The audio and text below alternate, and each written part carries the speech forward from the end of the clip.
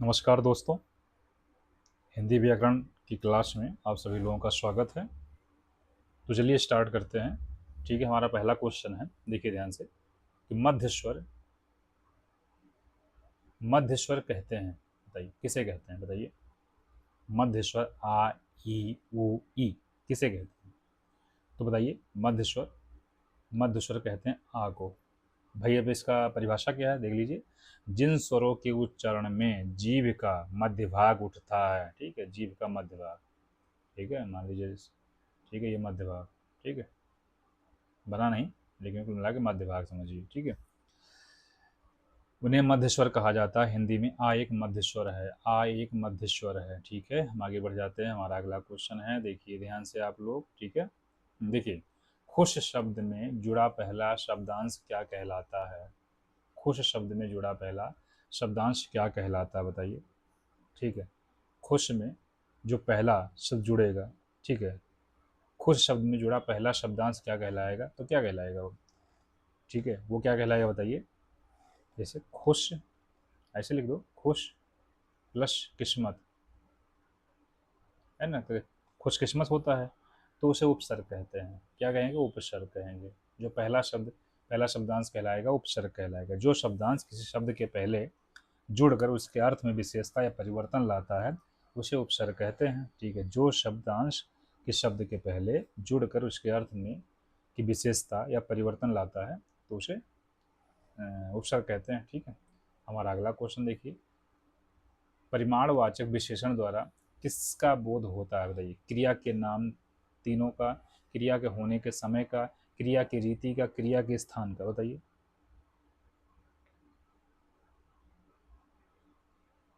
बताइए।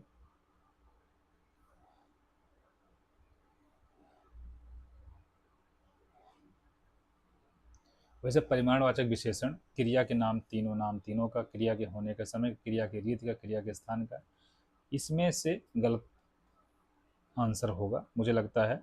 इसमें से माप तौल, है ना, माप तौल वगैरह की जो चीज़ें होती हैं वो परिमाणवाचक विशेषण बताता है। तो इस तरीके से चारों ऑप्शन गलत है। ठीक है, हम आगे बढ़ जाते हैं। हमारा अगला क्वेश्चन है, देखिए ध्यान से, देखिए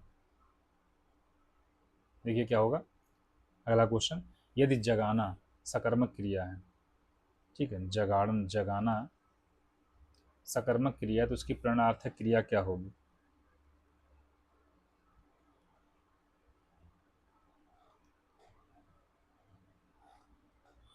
क्या होगी, बताइए। जगा देना, उजागता, ठीक है, उजड़ाना। देखिए ध्यान रखना, यहाँ जगाना के सगर में क्या कहते हैं, उजड़ाना। ठीक है, ध्यान दीजिएगा, जगाना है सकर्मक क्रिया, तो प्रणनार्थक क्रिया क्या हो जाएगी? ठीक है, तो क्या हो जाएगी? उजड़ाना हो जाएगा।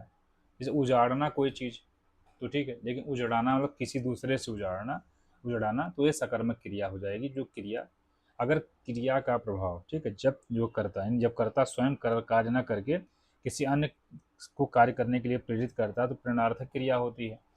और सकर्मक किसे कहते हैं? ठीक, अकर्मक जो स्वयं पर प्रभाव पड़े, जैसे मान लीजिए सोना जगना, तो ये स्वयं पर प्रभाव पड़ रहा है। और सकर्मक जो कर्म के माध्यम से किया जाता है, ठीक है, जैसे मान लीजिए मैं पेन से लिख रहा हूँ, तो पेन इसमें कर्म हो गया, तो इस तरीके से क्या कहते हैं, सकर्मक हो जाएगा। और अकर्मक उस तरीके से हो जाएगा, और उजड़ाना हो जाएगा प्रणनार्थक। उजड़ाना, उजड़ाना, ठीक है, जगवाना, ठीक है, इस तरीके से मतलब किसी के द्वारा ऐसा कार्य किया जाए जो कि एक प्रेरणा का अर्थ देता हो। ठीक है, देखिए ध्यान से, मरणासन अवस्था वाले के लिए एक शब्द क्या है? मरणासन अवस्था वाले के लिए, ठीक है, तो देखिए, जो मृतभोगी नहीं होगा, मर्मज्ञ नहीं होगा, नियतकार्य नहीं होगा, तो मुमूर्षु, क्या होगा? मुमूर्षु होगा।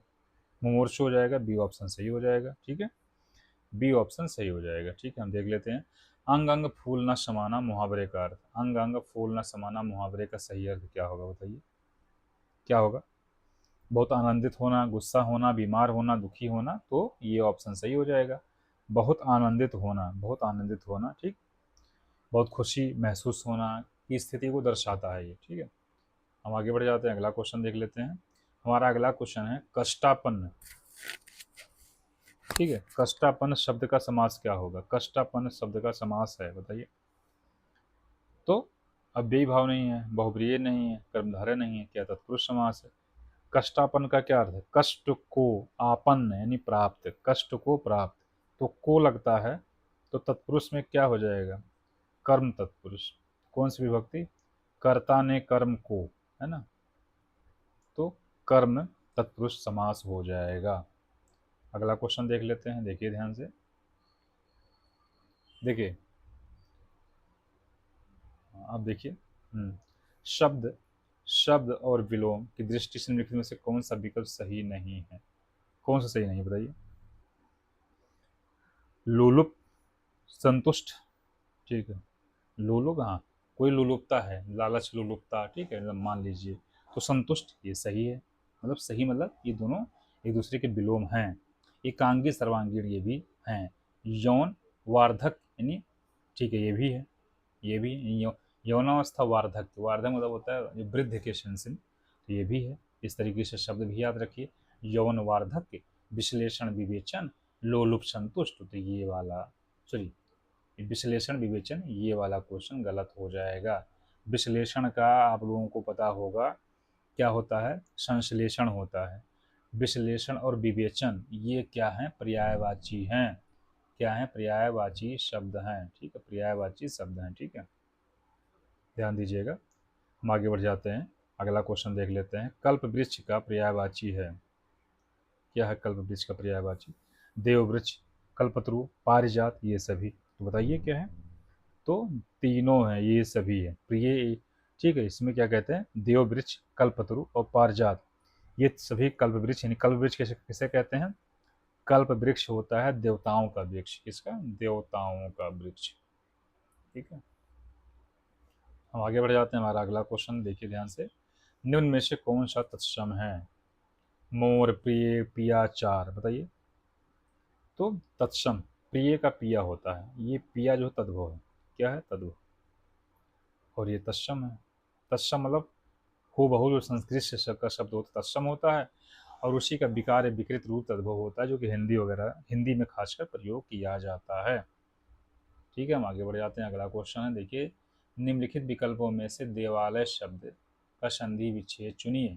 देवालय, तो बताइए क्या होगा? पहली चीज तो ये देवालय क्या है? एक दीर्घ संधि है, संधि है, दीर्घ। अब दीर्घ संधि है तो दीर्घ संधि का परिभाषा क्या है? दीर्घ स्वर संधि है, दीर्घ स्वर संधि है। जहाँ आ प्लस आ मिल जाते हैं तो क्या बन जाते हैं? आ यानी बड़ा आ बन जाता है, तो बताइए क्या बन जाएगा? देव, देखिए, प्लस लय, क्या होगा बताइए? ये होगा कि ये वाला होगा, ये ऑप्शन होगा, देव प्लस आ लय, आ प्लस आ, ठीक है, इसमें से आ और इसमें से बड़ा आ, तो ये ऑप्शन सही हो जाएगा, बाकी सब गलत है, ठीक है, ये ऑप्शन सही हो जाएगा। हम आगे बढ़ जाते हैं, अगला क्वेश्चन देख लेते हैं। हमारा क्वेश्चन नंबर 12, देखिए। किस समूह में अपेक्षा शब्द का अनेकार्थक है? अपेक्षा के बहुत सारे अर्थ निकल सकते हैं, क्या हो सकता है बताइए? नाम, आविद, बंधन, गलत। आदेश, इच्छा, अनुभूति, गलत। आशा, निश्चय, अलग। आशा, इच्छा, तुलना में, ठीक है, अपेक्षा शब्द का प्रयोग आवश्यकता, आशा, इच्छा तथा किसी वस्तु की तुलना, जैसे उसकी अपेक्षा, यह अच्छा है, ऐसे ऐसे कहते हैं, आपकी अपेक्षा, उसकी स्थिति अच्छी है, इस तरीके से होती है, ठीक है। तो इस तरीके से आशा, इच्छा, तुलना, इस तरीके से बी ऑप्शन सही हो जाएगा। वियोग श्रृंगार की स्थिति नहीं है, किसमें वियोग श्रृंगार की स्थिति नहीं है? अगर मान लीजिए मिलन है, प्रवास है, पूर्व राग है, पूर्व राग मान, तो मिलन जब हो रहा है तो संयोग हो रहा है ना दोस्त, संयोग हो रहा नहीं हो रहा है, तो नहीं होगा वियोग, तो ये ऑप्शन सही हो जाएगा, प्रवास, पूर्व राग और मान नहीं होगा, ठीक, ठीक है, ये सब क्या है, और सारे लोग क्या हैं? श्रृंगार, ठीक है, तो उसमें वियोग श्रृंगार की अवस्थाएं हो जाएंगी। कोई प्रवास कर गया, पूर्व राग, मान, इस तरीके की चीज़ें होती, ठीक है। मान वियोग है ना, इसका पूरा नाम मान, ठीक है, मान, मान वियोग, ठीक है। तो मान हो जाएगा, मान नहीं होगा, अब ये नहीं होगा, ये नहीं होगा, ये हो जाएगा। ठीक है, आगे बढ़ जाते हैं। अगला क्वेश्चन देखिए, महादेव वर्मा का यामा के लिए कौन सा पुरस्कार दिया गया था? यामा के लिए बताइए। 1982 में, 1982 में यामा, ठीक, 1982 में यामा के लिए भारतीय ज्ञानपीठ पुरस्कार से सम्मानित महादेव वर्मा को किया गया। किसको? महादेवी वर्मा को किया गया। ठीक है, सत्यार्थ, अगला क्वेश्चन देख लेते हैं। ठीक है, अगला क्वेश्चन था, सत्यार्थ प्रकाश के लेखक का नाम क्या है?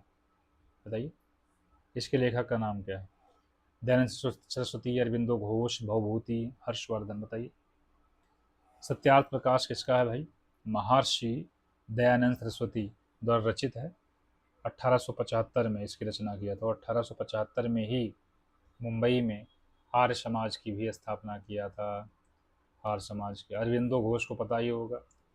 ठीक है, वंदे मातरम, मातरम जो क्या कहते हैं, वंदे मातरम, इनकी जो क्या कहते हैं लेख है। और ये आगे चल के जो है सन्यासी धारण करके पुंडुचेरी में चले गए थे, पहले क्रांतिकारी हुआ करते थे।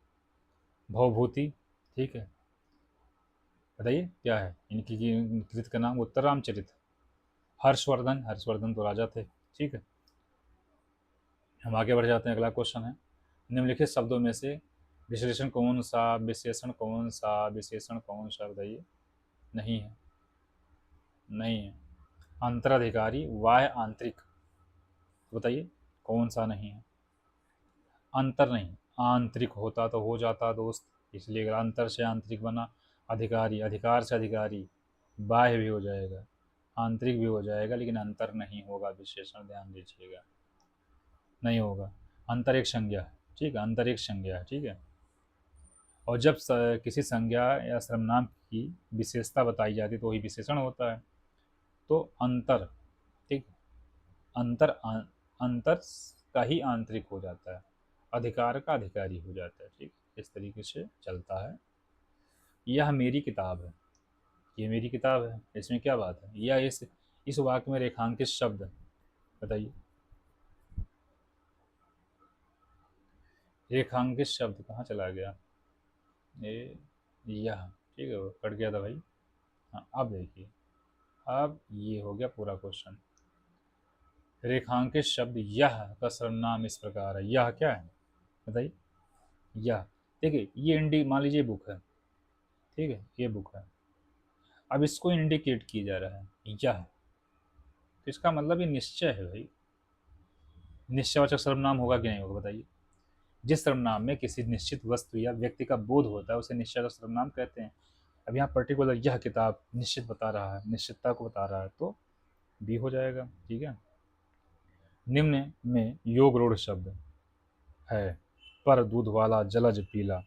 ठीक है, तो बताइए, बताइए, बताइए, बताइए, बताइए, बताइए। योग रूढ़ शब्द, योग रूढ़ शब्द कौन होते हैं? बताइए। जो शब्द योग से बनते हैं परंतु किसी विशेष अर्थ के लिए प्रचलित हो जाते हैं उन्हें योग रूढ़ कह सकते हैं, शब्द कहते हैं। योग से तो बनते हैं परंतु किसी विशेष अर्थ के लिए प्रचलित हो जाते हैं उन्हें योग रूढ़ शब्द कहते हैं। जलज, जैसे जल प्लस जा, ठीक है, तो जलज मतलब कमल हो गया अभी, तो योग एक योग रूढ़ शब्द हो गया, तो सी ऑप्शन सही हो जाएगा। सी ऑप्शन सही हो जाएगा। अगला क्वेश्चन देखते हैं, देखिए। ये कहावत है, अक्सर आप लोगों ने सुना ही होगा, आप बैल मुझे मार, है ना, कहते हैं ना। ये तो वही बात हो गई कि आप बैल मुझे मार, ऐसे बोलते हैं लोग। छेड़छाड़ करना, जानबूझकर मुसीबत में पड़ना, बलशाली के सामने वीरता दिखाना, कायर होते हुए वीरता का प्रदर्शन करना। बताइए, तो सी ऑप्शन सही हो जाएगा, बलशाली के सामने वीरता दिखाना। बलशाली के सामने वीरता दिखाना, ठीक है, बलशाली के सामने वीरता दिखाना हो जाएगा पक्का। नहीं, नहीं, नहीं, आप बैल मुझे मारे गलत हो गया भाई। कहाँ ध्यान है हम लोगों का? जानबूझकर मुसीबत मोल लेना, ये हो जाएगा बी ऑप्शन। जानबूझकर मुसीबत मोल लेना, जानबूझकर मुसीबत मोल लेना। ठीक है, मान लीजिए खुद को किसी परेशानी में डाल लेना, तो उसे कहते हैं आप बैल मुझे मार। ठीक है, तो ये बी ऑप्शन हो जाएगा, सही कर लीजिए आप लोग। ठीक है, बी ऑप्शन हो जाएगा। अगला और लास्ट क्वेश्चन है, देखिए। शुद्ध रूप का कौन सा है? शुद्ध रूप कौन सा? बताइए, शुद्ध रूप कौन सा?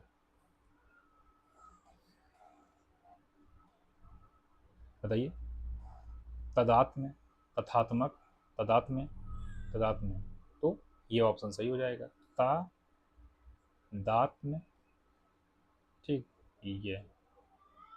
ये शुद्ध हो जाएगा, ये ऑप्शन सही हो जाएगा। ठीक है, तो दोस्तों इस तरीके से हम लोगों ने अभी 20 क्वेश्चन हिंदी व्याकरण के देखे। ठीक है, इस तरीके से लगातार हिंदी व्याकरण की क्लास हमारे इस ज्ञान मंथन पाठशाला पे चलती है। तो आप लोग ज्ञान मंथन पाठशाला से जरूर जरूर जुड़े हैं। चैनल पे अगर नए हैं तो सब्सक्राइब कर लीजिए। ठीक है, लाइक और शेयर कर लीजिए। ठीक है, मिलते हैं आगे अगले सेशन में। तब तक के लिए नमस्कार। आप लोगों ने इतना समय दिया इसके लिए बहुत बहुत धन्यवाद भी। ठीक है, चलिए।